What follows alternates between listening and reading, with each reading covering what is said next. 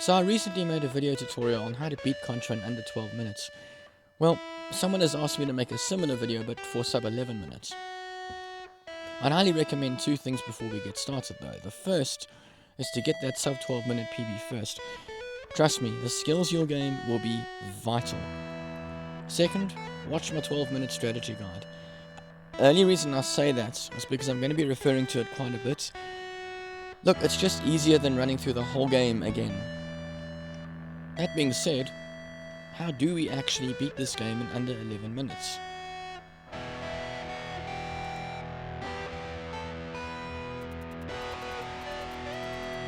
Challenge accepted.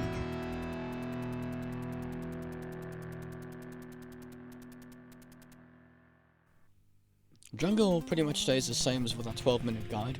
If you're finishing the stage in 56 seconds, then you shouldn't have to change anything at all.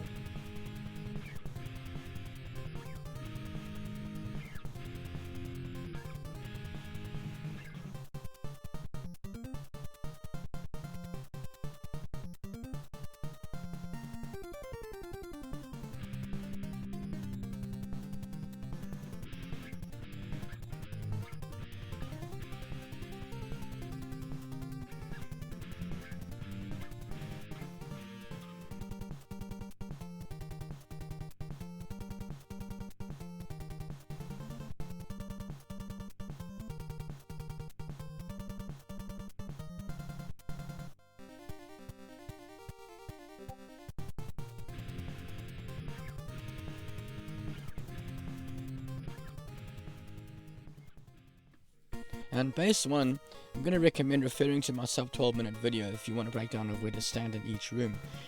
It does matter. Basically, follow what I'm doing here. And notice, however, that this time I'm using spread rhythm. Now look, we don't need perfect spread rhythm, but if you can get it to work decently in more than half of the rooms, that should be enough. Hopefully. Look, spread rhythm is something that, in all honesty, just comes with practice. My advice is to just grind out base 1 and base 2. If you have to keep mashing between rooms to maintain spread rhythm, go for it. If you have to imagine a song that you're tapping to, go for it. It's what I do. Well, what I used to do. It's the one strategy that everyone wishes they were better at, no matter how good they are. Now the boss fight is our first major change. Now with the sub 12 strategy, we used a safer method. This time, we're going to have to get a bit more risky. What we're going to do is we're going to run all the way to the left. And now we wait until those 6 bullets are in the position shown. Note the marked bullets. It's at this moment that we're going to start running and gunning. Now, some players fire twice and then jump. Others, like myself, jump as soon as Bill's head is lined up with that line. Whatever works for you, so long as you're firing up and to the right. As soon as we hit the ground, we're going to jump again to the right, but we want to shoot up to take out that top core. Now, pro runners are able to kill the first 3 cores in one jump. If you can do that, fantastic. But if you can't do that, no problem. This is why we're going to shoot straight up. On the way down, you'll want to shoot to the right if you've got time. Either way, when you land, you should be under the 4th core. Shoot straight up to kill it. As soon as it's dead, move over to the left. Now take notes of where I'm standing, this is important. We want to jump and shoot straight up as soon as the 4th core is finished exploding. And then immediately to the left while shooting straight up. This is how we time when the eyeball's in the perfect position. We need to kill that eyeball in 2 jumps. Look, this boss will take a lot of grinding to get your jumps timed just right. But trust me, it's absolutely worth it because we need a split of 2 minutes 5 seconds. It's not going to be easy. But the faster we can get our first 2 stages, the easier the later stages are going to be. The way I figure it, I'd rather reset in the first 2 or 3 stages than in the last 2 or 3 stages. Waterfall. I'm going to recommend at least a 2 skip route for this stage. The 4 skip route would be faster, but then you have to learn the infamous flame skip. If you were going for a sub 10 minutes, then you'd have to use the 4 skip routes, but in our case the flame skip is just too inconsistent. And anyway, the time loss is not big enough that we need to worry.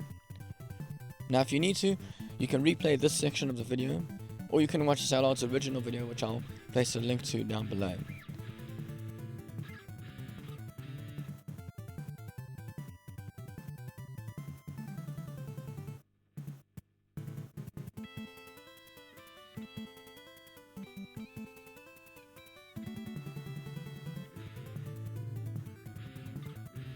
With regards to the boss on this stage, I'm going to recommend the same strategy as before.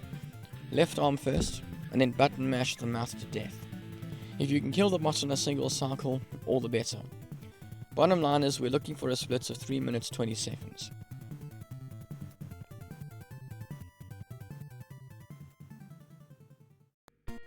In base 2, we're going to play the rooms pretty much the same as we did for our sub 12, except that we're going to add in spread rhythm. Again, it doesn't have to be perfect, but obviously the better it is, the more time you'll save.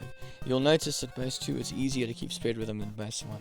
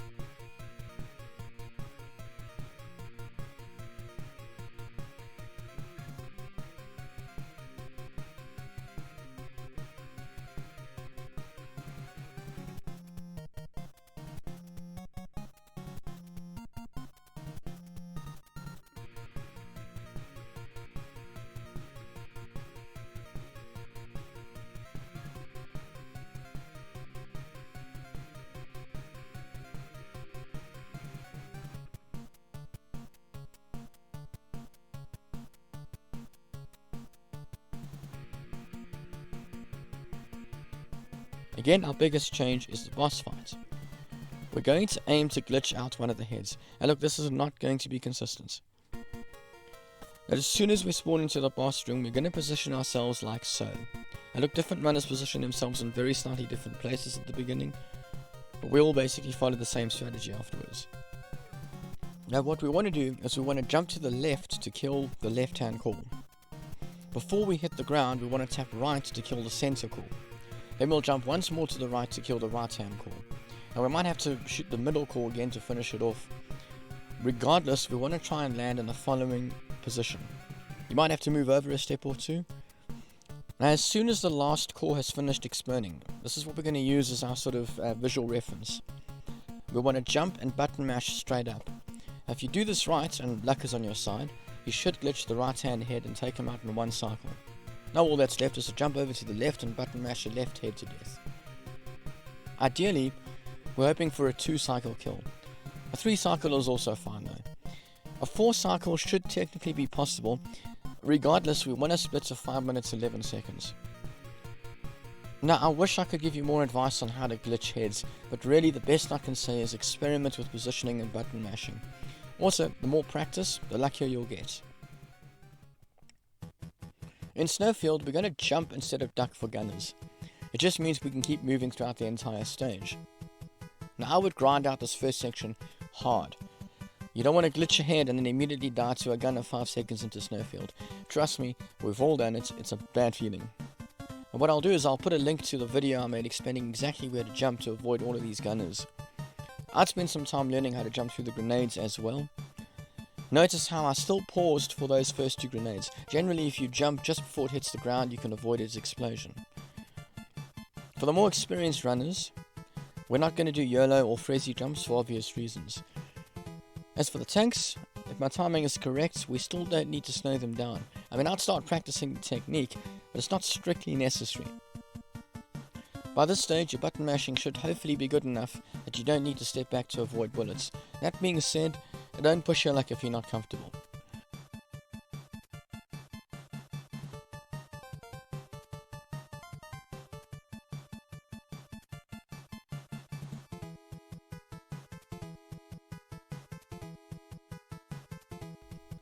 Coming up is the second point in the stage where we have to slow down for grenades.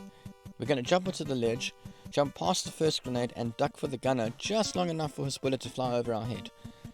Then we'll start running again to mow him down. And there's ways to jump in certain positions that would make this section faster, but they're harder to learn and aren't as consistent. This is the frizzy jumps I was talking about, by the way. Oh, and don't forget to jump off the edge there, instead of dropping. All that's left to talk about is the UFO at the end. Now again, if my maths is correct, it really shouldn't matter where it spawns, although a right hand spawn would obviously be faster. What we're looking for here is a 7-minute split. The energy zone. Now this stage starts out the same as our sub 12 minute run until we get to the first gunner. We're going to jump onto the ledge instead of ducking. That way we can keep moving. We're going to jump across that gap. Just don't forget to shoot that sniper beforehand. So we'll drop down, and notice how I tapped left just before jumping that gap. It's just a little faster than pausing. Have a look at where I jumped for these two gunners. Alright, let's talk about triple flames. If you get a top flame, you can run right up to just below the first ledge and duck. If you get a middle flame, you won't have to stop at all. Bottom flame unfortunately means ducking twice. Now if you're feeling brave, you can try to watch out for which flame is going to burn, but the thing is, you should be able to sub 11 even with a bottom flame. So if you want to play it safe and duck twice, go for it. However you play it, I'm going to recommend picking up the B as shown in my sub 12 guide. There's not much more to say about the rest of this stage. What I will say is that if JJ jumps more than 5 times, you may have to restart depending on your pace. The split we're looking for here is 8 minutes 23 seconds.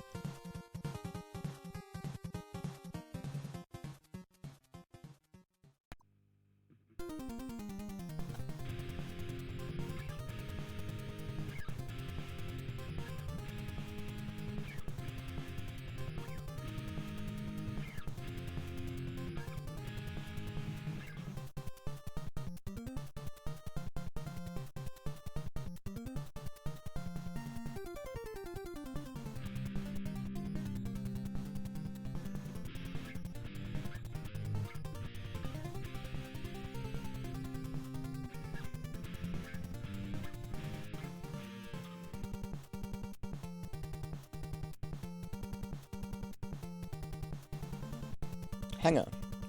Really the only thing that we need to discuss for this stage is Heartbreak Alley. Starting with those claws, we want to try to get through with as few pauses as possible. 2 or even 3 pauses is okay, but pausing for every single one will cost us a little bit too much time. Then there's those gunners. If you want to duck for 2 of them, shouldn't be a problem, but we'll need to jump for at least 2. Whether it's the first 2 or the second 2, it doesn't really matter. Now ideally we jump for all of them, but this is risky. There's a very good reason we call this Heartbreak Alley. This also takes a lot of grinding. I'd actually put a save state just before the claws. Now killing the boss is frankly easy. We're hoping for a split here of 9 minutes 42. For the more experienced runners, notice the leeway I've left. If you're not through here in under 9 minutes 55, there is no chance you'll get sub 11 by the end. The Alien Lair. And there's really not much to say about this stage, just follow the sub 12 minute guide. I take the lower routes at the start, try to kill the head in 4 jumps and just don't stop for anything. Just don't forget to shoot those cotton balls, of course.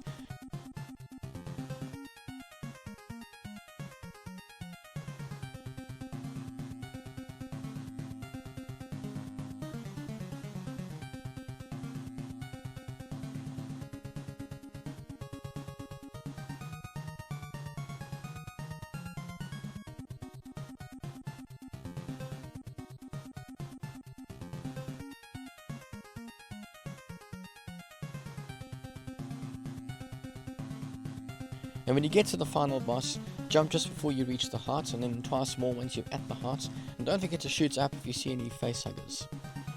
Do this and you should get a sub 11 minutes.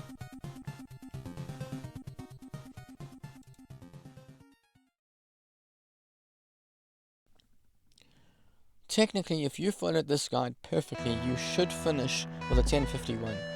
But that's because I've allowed for a death and some unoptimal movement, just in case you have trouble with trolls. Look, getting a sub 11 PB is going to require a lot more grinding than sub 12. If you keep dying on a particular stage during attempts, don't be afraid to grind that stage by itself a bunch of times. I'd also recommend waiting for random lengths of time at the beginning of each stage you grind, just to get different spawn and RNG patterns. Trust me, you can get too used to specific patterns. I really wish you good luck with your PB attempts. If you have any specific questions, feel free to ask. If I can't help, there will be someone in the Contra Discord who can. Thanks for watching. Thanks for all the support, and remember, don't stop shooting.